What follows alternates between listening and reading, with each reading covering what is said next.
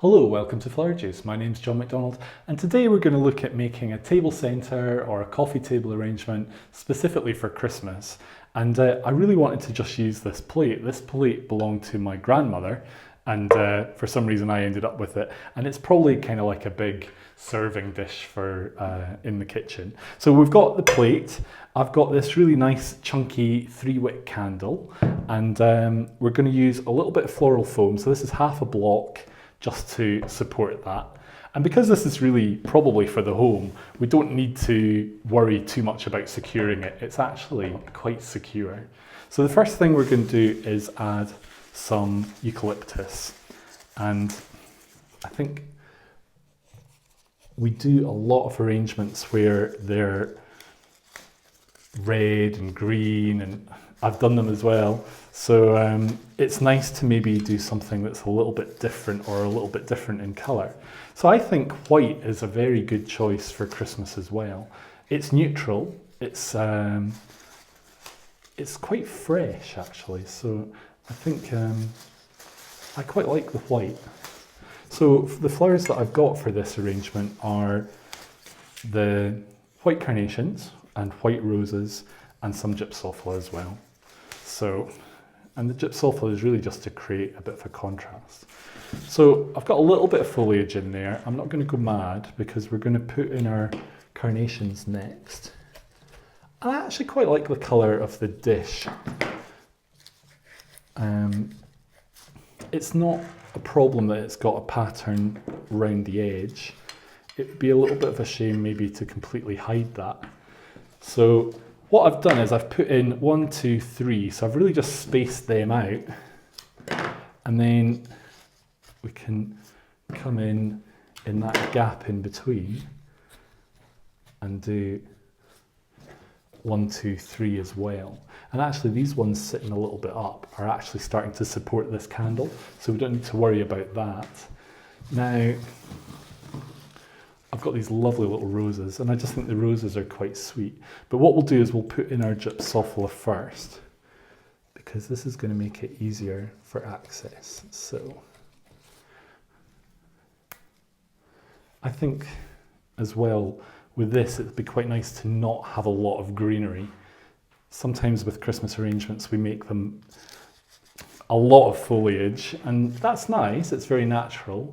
But actually with the white, it can look really good just keeping it more just the colour, just the white. It's more pure. So our gypsophilia is brilliant actually. We can just break it down into little pieces.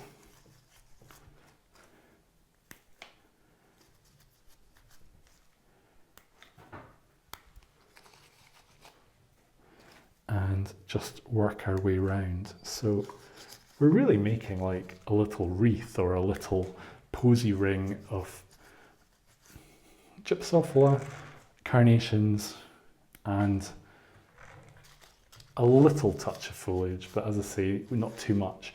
So we've created quite a nice little base there for our arrangement. And now I just want to come in with the roses. So I'm cutting these at an angle, and that makes it easier for them to go in. And we're just going to have those sitting in. And probably best to start with, or keep going with that idea of 3. So 3 placements. So you can probably see we've got 1, 2, 3.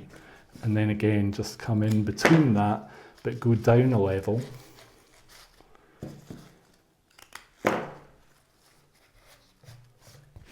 And add some more roses. So our roses really are lovely. As I say, they're quite easy to get, so it's very easy to go get a bunch of 10 or a bunch of 15, just a few other little bits, and you can create something like this very easily. So we've got our roses, we've got our carnations, but now I just want to add a little bit of a highlight for this. So I've got a few baubles, and we've got different coloured ones here. And I'm just popping them in so that really you just see the base of them. And this is giving us a little bit of a highlight. I've even got these little ones as well. So you don't need to take the string off unless you want to, but we can just tuck it in so you don't really see that string.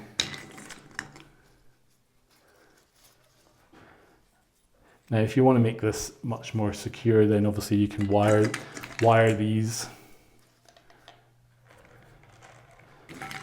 But if you're going to have this in the home, it's not going to be going on any journey. So as long as everything's sitting in quite secure, says I, then we'll be fine. I'll put a bigger one in there. So maybe the big ones are better, a little bit lower.